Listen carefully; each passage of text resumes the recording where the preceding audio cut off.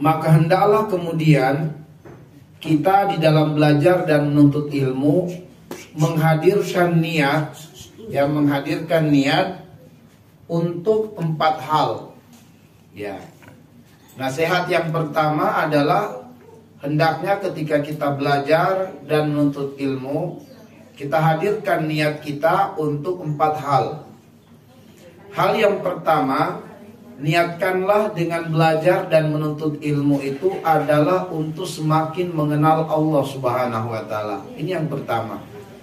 Bahwa kita belajar, niat pertama kita adalah pengen mengenali Allah. Karena di dalam Al-Quran terdapat 17 ayat, dan 17 ayat itu berisi perintah untuk kita belajar mengenal Allah.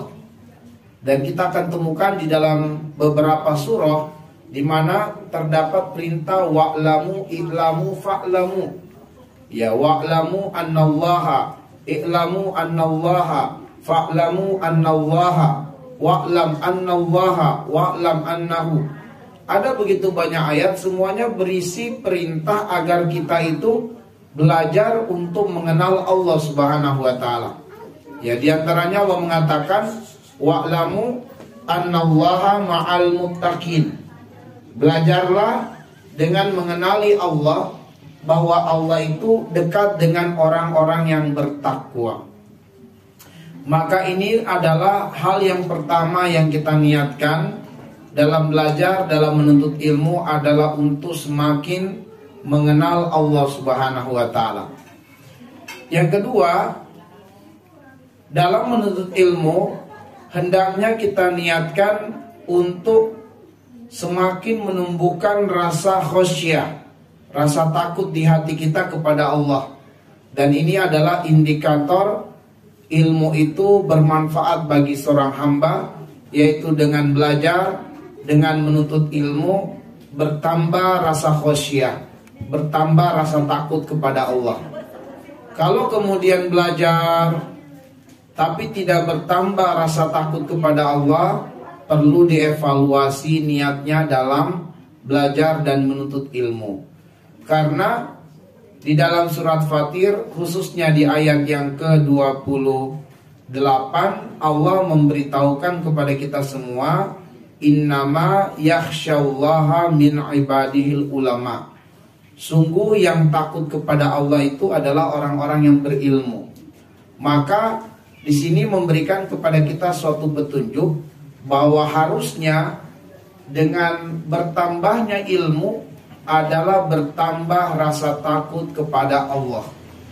Jika bertambah ilmu tapi tidak bertambah rasa takut kepada Allah, berarti ada sesuatu yang perlu dikoreksi di dalam niat belajar dan niat menuntut ilmu.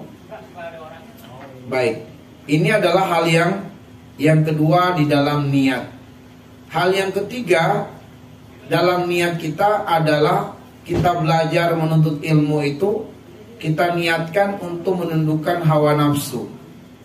Jadi kita niatkan untuk menundukkan hawa nafsu, agar supaya dengan kita belajar, dengan kita menuntut ilmu, kecondongan hawa nafsu kita itu pada perkara yang dicintai dan pada perkara yang diridhoi oleh Allah Subhanahu wa taala.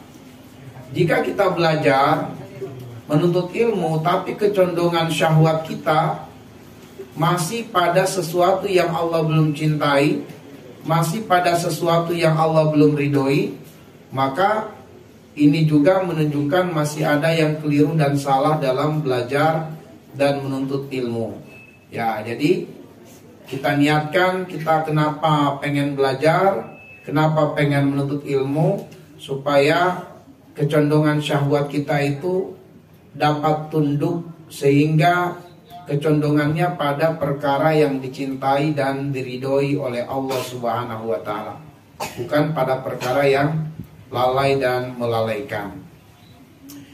Kemudian hal yang keempat yang diniatkan dalam belajar dan menuntut ilmu, bahwa ketika kita belajar menuntut ilmu itu niatkan untuk melepaskan atau menghilangkan kegelapan, kebodohan dari hati kita. Ya, kita buang kebodohan dari hati kita, dari diri kita, lalu kemudian kita mengambil pakaian ilmu untuk supaya kita semakin mengetahui perintah-perintah Allah, mana larangan-larangan Allah untuk ditinggalkan, perintah Allah untuk dikerjakan. Nah, jadi kita melepaskan pakaian kebodohan dari diri kita, dan kita pun dengan belajar meniatkan untuk melepaskan pakaian kebodohan dari orang lain. Ini seperti perkataan Imam Asy-Syafi'i rahimahullah ta'ala, bahwa ketika kita belajar menuntut ilmu itu niatkan li'izalatil jahli min nafsika wa min nafsi gairika. Niatkan belajar atau menuntut ilmu itu adalah untuk melepaskan kebodohan dari dalam diri sendiri dan untuk melepaskan kebodohan dari orang lain. Nah, ini adalah hal yang pertama atau nasihat yang pertama dalam belajar dan menuntut ilmu, yaitu meniatkan belajar menuntut ilmu untuk 4 hal. Untuk mendekatkan diri kepada Allah, untuk menumbuhkan rasa takut kepada Allah, untuk menundukkan hawa nafsu sehingga kecondongan syahwat kita pada perkara yang dicintai dan diridhai Allah, dan yang keempat adalah untuk melepaskan pakaian kebodohan pada diri sendiri dan juga pakaian kebodohan dari orang lain.